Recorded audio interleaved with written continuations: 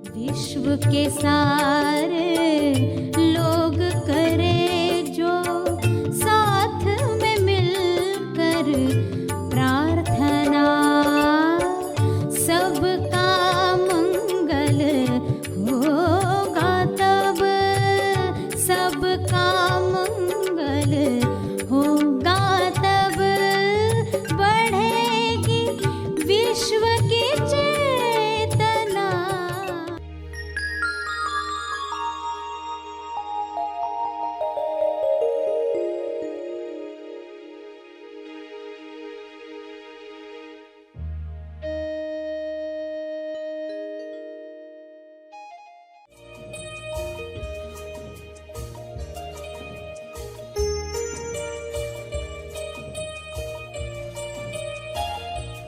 तो पूर्ण ज्ञान मिलता है, पता चलता है एक ही चीज है, और उस वजह से फिर जो जीवन शुरू होता है वह ईश्वर के गुणों की अभिव्यक्ति का समय होता है। सभी को शुभेच्छा, हैप्पी थॉट्स। तेज ज्ञान फाउंडेशन द्वारा आयोजित ध्यान प्रार्थना बीज बोने के लिए आप सबका स्वागत करते हैं। रोज हम सब मिलकर प्रार्थना करते हैं ताकि हम खुद भी स्वस्थ रह पाएं और जो बीमार हैं उन्हें भी हम अपनी प्रार्थना का बल पहुंचा पाएं। तो आइए ग्रहणशील रहते हैं और इस प्रार्थना का लाभ लेते हैं। प्यारे खोजियों, आपकी सुबह गॉड मॉर्निंग बने। गुड मॉर्निंग से मौन इंग शुरू हो। ईश्वर पहले मौन अवस्था में था जब संसार नहीं बना था, फिर हुआ मौन इंग, मौन इन एक्शन, और संसार बना। संसार के पीछे अपने गुणों की अभिव्यक्ति और दर्शन था। लीला के पीछे क्या कृपा है, ली कृपाला, प्रेम, आनंद, रचनात्मकता, साहस, प्यूरिटी, अनेक गुणों की अभिव्यक्ति ली कृपाला है, जिसमें हर रंग है, जिसमें काला रंग भी है। जब अज्ञान है तो सवाल है, काला क्यों है, बुरा क्यों है, दुख क्यों है। ज्ञान, तेज ज्ञान मिलने के साथ आपको पता चलता है कि वाइट तो वाइट है ही, ब्लैक भी वाइट है। राइट तो राइट है ही, रॉन्ग भी अलग दृष्टिकोण से राइट है। लेफ्ट भी राइट है। लाइट तो लाइट है ही, डार्क भी लाइट है। लाइट वेरी लाइट है, लेकिन हेवी भी लाइट है। नए एंगल से सब राइट है तो सब बदल गया। सब एक ही हैं, दो है ही नहीं। सब वाइट है, सब राइट है, तो शिकायतें समाप्त। ये सभी को स्व अनुभव मिले कि हे परमात्मा, सभी को यह वाइट दिखाई दे, सभी पर वाइट लाइट प्रकाशित हो, सभी वाइट लाइट को हीलिंग लाइट की तरह ग्रहण करें और स्वास्थ्य प्राप्त करें। सभी की शिकायतें बंद हो जाएं। सुबह से लेकर रात तक जो जो शिकायतें इंसान को ईश्वर से दूर कर रही हैं, वे समाप्त हो जाएं। सभी ग्रहणशील बने ताकि कृपा को पहचान कर सभी धन्यवाद दे पाएं, सभी मुक्ति पथ पर चल पाएं। चलना है तो कृपा मिलती है, नहीं चलना है तो कारण मिलता है। सभी मनुष्य खुद से सवाल पूछें, कृपा चाहिए कि कारण चाहिए? कृपा चाहिए तो अज्ञान का छाता, अहंकार का छाता हटाना है। आई नो, मैं जानता हूँ का लेबल हटाकर जो जैसा है उसे वैसे देखना शुरू करना है। यह संभव है, यह हो रहा है। ईश्वर की कृपा सब पर इसी तरह बरसती रहे। ईश्वर ही इंसान बना ताकि इन सब बातों का वह अनुभव कर पाए। ईश्वर ही होल है, सब मान्यताओं का खेल है। Understanding is the whole thing. यह होल परमात्मा है। यह शरीर में है या शरीर की वजह से है? होल पेपर पर है या होल में पेपर है? शरीर में ईश्वर है या ईश्वर में सारे शरीर हैं? Understanding is the whole thing. Saraswati को ब्रह्मा के साथ क्यों रखा गया? लक्ष्मी को नारायण के साथ क्यों दिखाया गया? पार्वती को शिव की शक्ति क्यों माना गया? सारी मूर्तियां उपासना करवाने के लिए थीं, ईश्वरीय गुणों को दिखाने के लिए थीं। सभी ये इशारे पकड़ पाएं, सभी कर्म संकेत पहचान पाएं, आनंद से भर जाएं, आनंद से भर जाएं। ज्ञान की गंगा कुदरत में चारों ओर से बह रही है। यह सबको मिल सकती है, सबके दुख समाप्त कर सकती है, सभी को स्वस्थ रख सकती है। गंगा के बहाव को समझने और संभालने की कला सीखनी है। हे परमात्मा, सभी ज्ञान को संभालने की कला सीखें।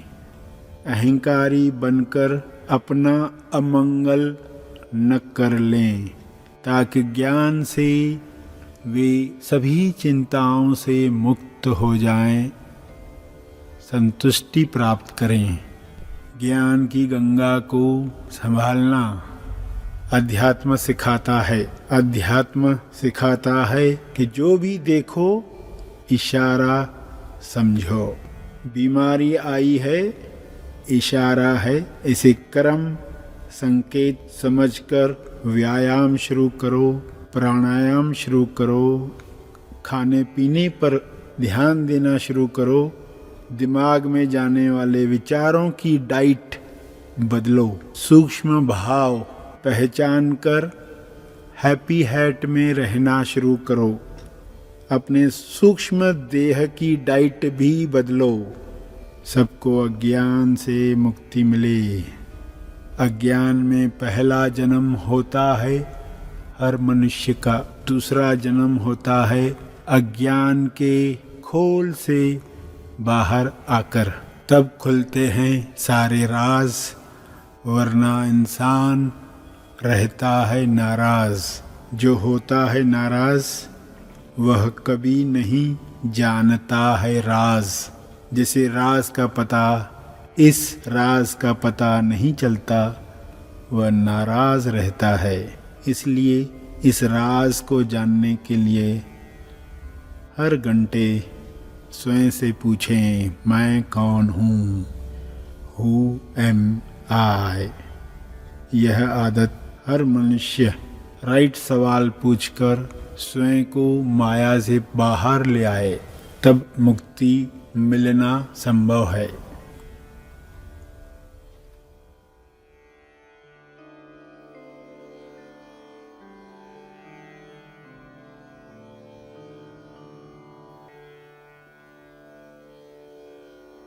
प्रार्थना के अंत में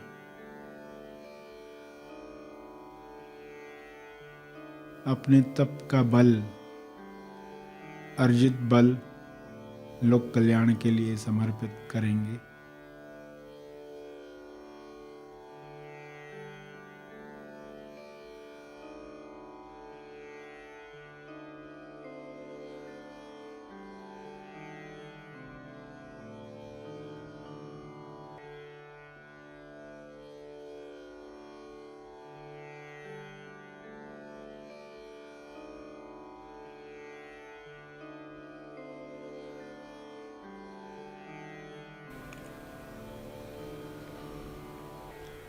सभी धीरे धीरे आंखें खोलें।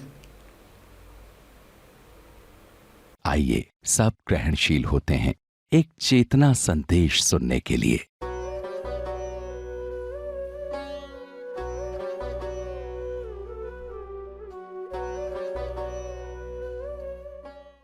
प्यारे खोजियों, आप सबको शुभेच्छा। Happy thoughts. गॉड मॉर्निंग, ईश्वरीय मौन इन एक्शन। ईश्वर जो पहले मौन अवस्था में था, जब संसार नहीं था, संसार बनाने के पीछे उद्देश्य अपने गुणों को अभिव्यक्त करना था, जिसमें प्रेम, आनंद, रचनात्मकता, साहस, अनेक गुण, जिनको अभिव्यक्त करने के लिए इतने सारे चित्र बने। काला रंग भी इस्तेमाल किया। जब ज्ञान नहीं होता तो इंसान कहता है काला रंग क्यों है, यानी बुरे लोग क्यों है। फिर ज्ञान बढ़ता है, पता चलता है ब्लैक बोर्ड चाहिए, वाइट चौक से जो लिखें वो दिखाई दे। तो ब्लैक भी महत्व रखता है। और जब पूर्ण ज्ञान मिलता है तो इंसान क्या कहता है, वाइट तो वाइट है ही, ब्लैक भी वाइट है, राइट तो राइट है ही, लेफ्ट भी राइट है।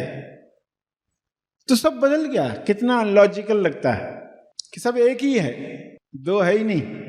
तो शिकायत बंद होती है। वरना जिंदगी भर इंसान देखोगे, सुबह से लेकर रात तक हर छोटी बात पर शिकायत उठती है। लाइट क्यों बंद है, इसने ऐसा क्यों बोला, ये काम आज क्यों नहीं हुआ, ऑफिस में ये हुआ क्यों हुआ, ये पर्सन को ऐसे बात नहीं करनी चाहिए मुझसे, मेरा पति ऐसा क्यों, मेरी पत्नी ऐसी क्यों, मेरा बॉस, मेरा पड़ोसी, बच्चे यहाँ वहाँ बैग रख देते, चप्पल जगह पर नहीं उतारते। कितनी बार समझाना पड़ता है।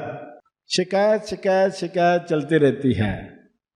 तो पूर्ण ज्ञान मिलता है, पता चलता है एक ही चीज है। और उस वजह से फिर जो जीवन शुरू होता है वह ईश्वर के गुणों की अभिव्यक्ति का समय होता है। और ईश्वर की अभिव्यक्ति के साथ ही संतुष्टि आती है, उसके बिना ये संतुष्टि नहीं आती। यानी अब सत्य पर चलना तकलीफदायक नहीं लगेगा। मेरे एक बार सत्य से प्रेम हुआ तो दिक्कतें विलीन हो जाती है, रास्ता दिखाई देने लगता है। ये नियम ही है कि जब इंसान को चलना ही है तो कृपा मिलती है, और जब इंसान को नहीं चलना है तो कारण मिलता है। तो कृपा चाहिए कि कारण चाहिए, इंसान को ये डिसाइड करना है। वरना लोगों के प्रश्न होते ही हैं, ईश्वर ने ऐसा क्यों किया, वैसे क्यों किया। संसार नहीं बनाया होता तो अच्छा होता, पर अगर संसार नहीं बनाया होता तो आपको कैसे मालूम पड़ता कि ये अच्छा हुआ। ये जानने के लिए भी तो इंसान का जन्म मिलना आवश्यक है, ताकि ये सब बातों को वो अनुभव पर जान पाए।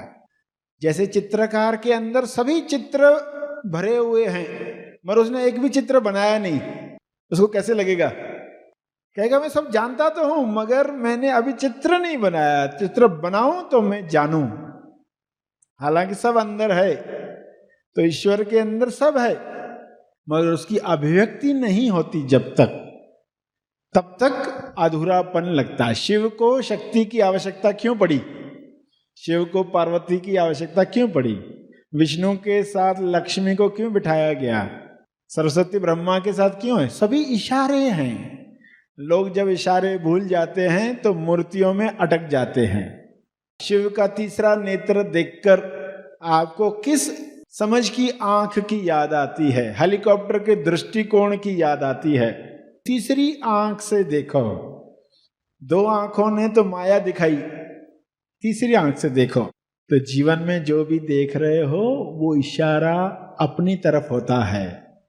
यही तो अध्यात्म है। अध्यात्म क्या सिखाता है? कि जो भी देखो इशारा समझो, कर्म संकेत समझो। कोई घटना हुई, कर्म संकेत है। बीमारी आई, कर्म संकेत है। एक्सरसाइज शुरू करो, अब व्यायाम शुरू करो, अब प्राणायाम शुरू करो, अब खाने पीने पर ध्यान दो। अब यह है कर्म संकेत। कुदरत तो हर दम गाइड कर रही है, मार्गदर्शन दे रही है। अज्ञान की वजह से लोग इस ज्ञान को समझ नहीं पाते।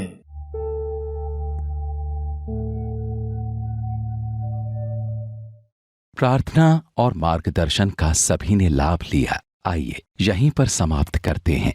कल फिर मिलेंगे। तब तक के लिए धन्यवाद।